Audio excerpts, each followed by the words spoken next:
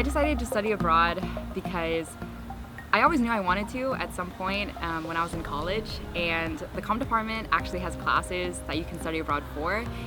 So I decided that it would be a good one to look into, and the summer travel study ones are really short and they don't take over any of my fall or spring quarters. So the more I looked into it, the more possible it became.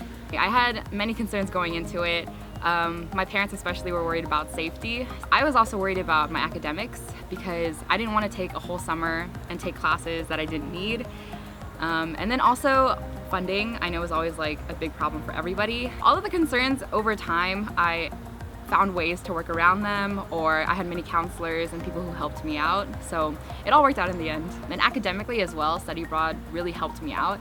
I think as we come to campus, we often are really focused on our grades or our GPA.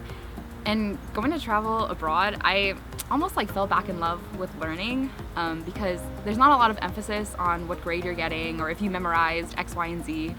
It was more based on are you getting the information, are you understanding it, and are you able to apply it to multiple situations?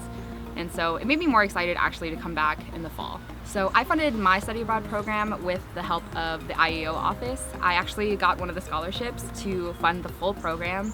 I know other people also used the financial aid office, which is really nice, and a lot of other people also found outside scholarships that would give them money as well for stuff like filming or writing about their experience. And a lot of it was also my parents helping out, and it was a lot of talks with them about what my budget was, how much I would think I was gonna spend, and how much money I wanted to bring with me.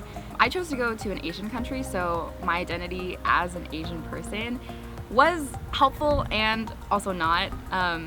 People didn't look at me weird, which I know some of my white friends were surprised that Asian people wanted to come up to them and ask for pictures and autographs.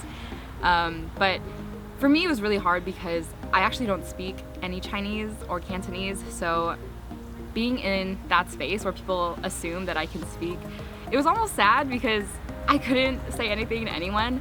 Lots of memorable moments, but one I specifically remember was at the end of one of my programs in Shanghai. Me and my friends had been running around all day trying to meet as many people as possible, and we just got to the Bund. It's just this riverside where you can see all the skyscrapers and all the buildings. At night they light up all the buildings and it's really beautiful. It was kind of sad because this was the last time that we were all going to see each other in this way, but it was a really beautiful moment too because we had just built up a whole month of friendship and memories. To any prospective student out there, just do it. I think study abroad is so special and you don't really get this opportunity anywhere else, especially as college students.